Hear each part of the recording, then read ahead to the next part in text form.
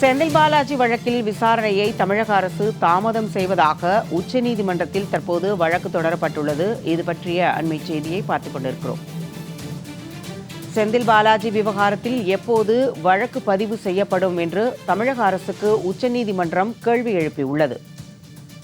செந்தில் பாலாஜி வழக்கில் விசாரணையை தமிழக அரசு தாமதம் செய்வதாக உச்சநீதிமன்றத்தில் தற்போது வழக்கு தொடரப்பட்டுள்ளது. இது பற்றிய அண்மை செய்தியை பார்த்துக் கொண்டிருக்கிறோம்.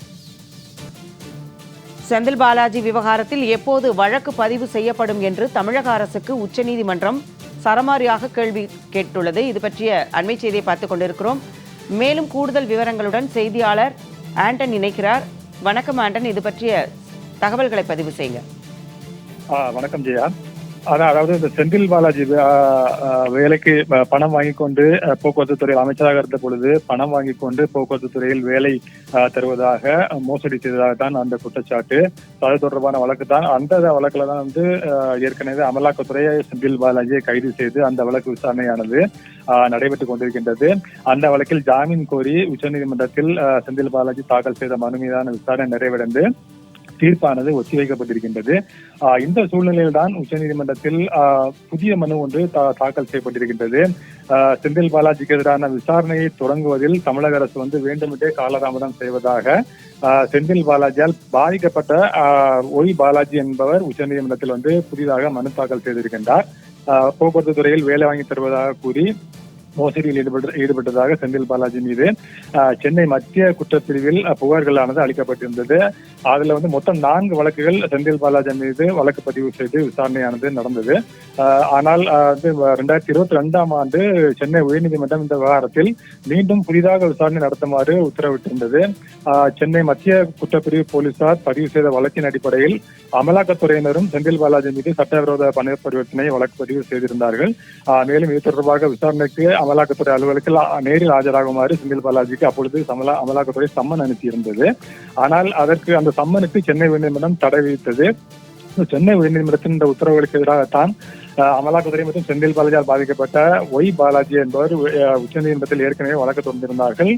இந்த வழக்குல தான் 2023ஆம் ஆண்டு உத்தரவு பிறப்பித்த உச்சநீதிமன்றம் செந்தில் பாலாஜி விவகாரத்தில் மறு விசாரணை நடத்த வேண்டும் என்ற சென்னை உயர்நீதிமன்ற உத்தரவை ரத்து செய்து உத்தரவு அறிவித்தது. அது மட்டுமில்லாமல் இந்த வழக்கில் தொடர்ந்து விசாரணை மேற்கொள்ள உத்தரவிட்ட உச்சநீதிமன்றம் நிலுவையில் இருக்கக்கூடிய குற்றச்சாட்டுகளை விசாரித்து இறுதி அறிக்கை தாக்கல் செய்ய விசாரணை அதிகாரிகளுக்கு கால அவகாசம் வழங்கியிருந்தது. தேவைப்பட்டால் சிறப்பு விசாரணை குழு அமைப்பது தொடர்பாக பின்னர் பரிசீலனை செய்யப்படும் என்றும் உச்சநீதிமன்றமானது ஏற்கனவே கூறியிருந்தது.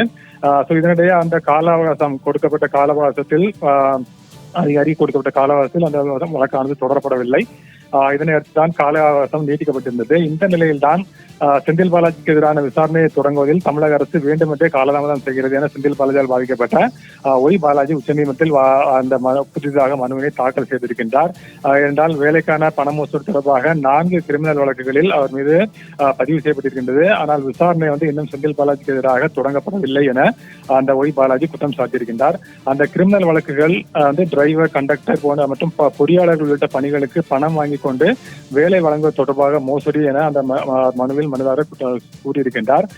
இந்த குற்றம் சாட்டப்பட்ட செந்தில் பாலாஜிக்கு எதிராக வழக்கு தொடர அனுமதி பெறப்பட்டிருக்கின்றது. ஆனால் செந்தில் பாலாஜி அரசு தரப்புடன் கூட்டு சேர்ந்து கொண்டு விசாரணையை தாமதப்படுத்தும் தந்திரங்களில் ஈடுபட்டு வருகின்றார் என்று மனுதாரர் கூறியிருக்கின்றார். அதன் அடிப்படையில் தான் உச்சநீதிமன்றமானது இந்த வழக்கை இன்றைய தினம் விசாரணைக்கு எடுத்துக்கொண்டது. இதுல மனுதாரர் என்ன கோருகிறார்? சிறப்பு விசாரணை குழு அமைத்து தமிழக அரசு தரப்பில் இந்த வழக்கில் ஏன் தாமதம் செய்யப்படுகின்றது என்பது தொடர்பாக விசாரிக்க வேண்டும் என்பதனை என்று அவர் மனுதாரர் சார்பில் கோரிக்கை வைக்கப்பட்டிருக்கின்றது. அது மட்டுமல்லாமல் இது தொடர்பாக சிறப்பு அரசு வழக்கறிஞர், அதாவது எந்த விதமான பாரபட்சமும் இல்லாத நடுநிலையான ஒரு சிறப்பு அரசு வழக்கறிஞர் நியமித்து விசாரணை நடத்த உத்தரவிடப்பட வேண்டும் என்று மனுவில் கோரப்பட்டிருக்கின்றது. இந்த மனு உச்சநீதிமன்றத்தில் இந்த விசாரணைக்கு வந்த பொழுது நீதிபதிகளும் கேள்வி எழுப்பினார்கள். இந்த செந்தில் பாலாஜி விவகாரத்தில் எப்பொழுது விசாரணை தொடங்கப்படும், வழக்கு தொடங்கப்படும் என்று நீதிபதிகள் கேள்வி எழுப்பினார்கள். அது மட்டுமல்லாமல் எத்தனை பேர் இதில் குற்றவாளிகளாக இருக்கின்றார்கள் என்று நீதிபதிகள் கேள்வி எழுப்பினார்கள். அப்பொழுது தமிழக அரசு சார்பில் ஆஜரான வழக்கறிஞர் செந்தில் பாலாஜிக்கு எதிராக வழக்கு தொடர்வதற்கான விவகாரம் ஆளுநரிடம் தற்பொழுது நிலுவையில் இருக்கின்றது. ஆளுநர் எப்பொழுது ஒப்புதல் கொடுக்கின்றாரோ அப்பொழுது இந்த விவகாரத்தில் விசாரணை வழக்கு தொடங்கப்படும் என்று தமிழக அரசு சார்பில் தெரிவிக்கப்பட்டது. ஆளுநருக்கு நாங்கள் தேவையான கோப்புகளை கொடுத்திருக்கின்றோம். ஆனால் ஆளுநர் தரப்பிலிருந்து எஞ்சிய எல்லோருக்கும் எஞ்சிய எல்லோர் மீதும் விசாரணை தொடர்வதற்கான ஒப்புதல் வழங்கப்பட்டு விட்டது. ஆனால் செந்தில் பாலாஜிக்கு எதிராக விசாரணை தொடங்குவதற்கான ஒப்புதல் மட்டும் ஆளுநர் இன்னும் வழங்கவில்லை என்று தமிழக அரசு சார்பில் ஆஜரான வழக்கறிஞர் சேகர் நாப்தே தெரிவித்தார். இதனைத் தொடர்ந்துதான் தற்பொழுது உச்சநீதிமன்றம் ஆளுநர் ஒப்புதல் அளிப்பது தொடர்பான என்ன நடவடிக்கைகள் எடுக்கப்பட்டுள்ளது என்பது தொடர்பான விவரங்களை ஒரு வாரத்தில் தாக்கல் செய்யுமாறு தற்பொழுது தமிழக அரசுக்கு உச்சநீதிமன்றமானது உத்தரவிட்டிருக்கின்றது. அது மட்டுமல்லாமல் சிறப்பு அரசு வழக்கறிஞர், அதாவது நான் கூறியது போல பாகுபாடற்ற நடுநிலையான ஒரு அரசு வழக்கறிஞர் நியமிக்கப்பட வேண்டும் என்று அமலாக்கத்துறையும், அது மட்டுமல்லாமல் செந்தில் பாலாஜியால் பாதிக்கப்பட்டு மனு தாக்கல் செய்துள்ள ஒய் பாலாஜியும் இன்று உச்சநீதிமன்றத்தில் கோரிக்கை வைத்தார்கள். எனவே அந்த சிறப்பு அரசு வழக்கறிஞர், அது பாகுபாடு இல்லாத நடுநிலையான ஒரு அரசு வழக்கறிஞர் நியமிப்பது தொடர்பாக அரசு என்ன நடவடிக்கை எடுத்துள்ளது என்பது தொடர்பாக அது தொடர்பான விவரங்களையும் தாக்கல் செய்யுமாறு தற்பொழுது உச்சநீதிமன்றம் ஒரு வாரத்தில் தாக்கல் செய்ய வேண்டும் என்று தமிழக அரசுக்கு உச்சநீதிமன்றம் தற்பொழுது உத்தரவு பிறப்பித்திருக்கின்றது. செந்தில் பாலாஜி வழக்கு தொடர்பான விவரங்களோடு இணைந்தமைக்கு நன்றி ஆண்டன்.